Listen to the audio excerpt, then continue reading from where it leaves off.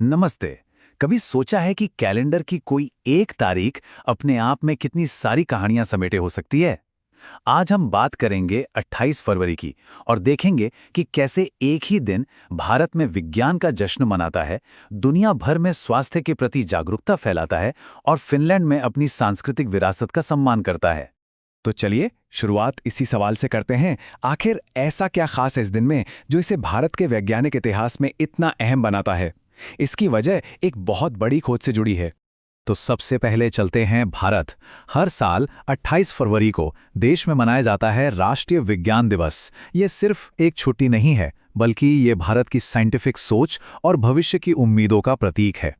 तो सवाल ये उठता है कि आखिर क्यों मनाया जाता है ये दिन? इसके पीछे की कहानी क्या है? दरअसल ये दिन एक महान भारतीय वैज्ञानिक और उनकी ऐतिहासिक खोज को समर्पित है, जिसने दुनिया को देखने का हमारा नजरिया ही बदल दिया। ये कहानी शुरू होती है 28 फरवरी 1928 को। इसी दिन महान वैज्ञानिक सर सीवी रमन ने एक ऐसी खोज की जिसे आज हम रमन इफेक्ट के नाम से जानते हैं। और ये खोज इतनी बड़ी थी कि सिर्फ 2 साल बाद 1930 में उन्हें इसी के लिए फिजिक्स का नोबेल प्राइज मिला। तो आखिर ये रमन इफेक्ट है क्या चीज? देखिए, आसान शब्दों में कहें तो जब रोशनी की कोई किरण किसी चीज से टकराकर फैलती है तो उसका रंग थोड़ा सा बदल जाता है। सुनने में शायद ये बहुत छोटा लगे, लेकिन इसके इस्तेमाल वो बहुत बड़े हैं। पर यह दिन सिर्फ एक खोज को याद करने का दिन नहीं है।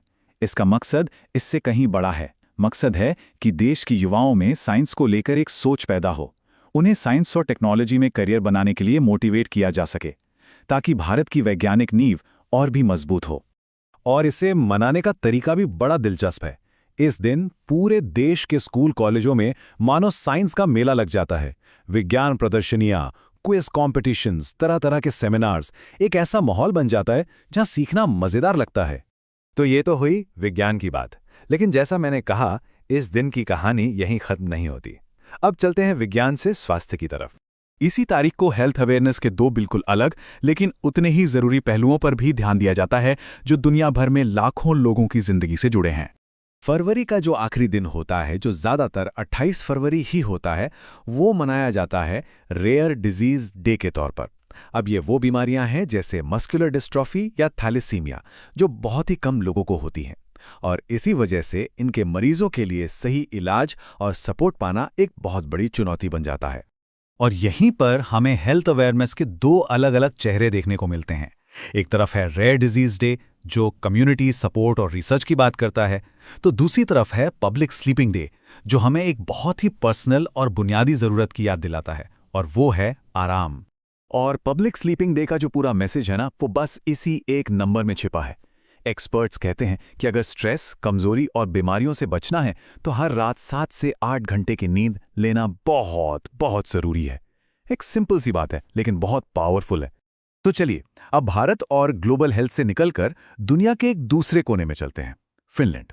देखते हैं कि ये दिन उनके लिए क्या मायने रखता है। यहाँ 28 फरवरी साइंस या हेल्थ की नहीं, बल्कि भाषा, संस्कृति और राष्ट्रीय पहचान की कहानी कहता है। फिनलैंड में 28 फरवरी को कालेवाला दिवस के रूप में मनाया जाता है। कालेवाला ये उनका एक राष्ट्रीय महाकाव्य है, मतलब कविताओं का एक ऐसा कलेक्शन जिसमें फिनलैंड की लोक कथाएं और संस्कृति की कहानियां हैं। तो ये दिन असल में उनकी अपनी कल्चर और भाषा का जश्न है, जो उनकी पहचान की नींव है।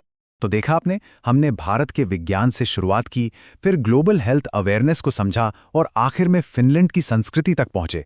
और ये सब कुछ हमें एक बहुत ही दिलचस्प नतीजे पर लाता है। इस पूरी बातचीत का सार यही है, एक ही 24 घंटे का दिन दुनिया के अलग अलग हिस्सों में अलग अलग लोगों के लिए कितने अलग अलग मायने रख सकता है। ये एक ही तारीख राष्ट्रीय गौरव की कहानी भी कहती है, इंसानी संघर्ष की भी और सांस्कृतिक जश्न के भी। और ये हमें एक सवाल के साथ छोड़ जाता है, जैसे 28 फरवरी इतनी सारी कहानियों को अपने अंदर समेटे हुए है, वैसे ही हर किसी की जिंदगी में कुछ तारीखें होती हैं जो खास होती हैं। वो हमारी अपनी कहानियों, हमारी जीत और हमारी यादों का प्रतीक बन जाती हैं। सोचने वाली बात है कि अपनी जिंदगी में कौन सी तारीख सबसे ज्यादा मायने रखती है और क्यों।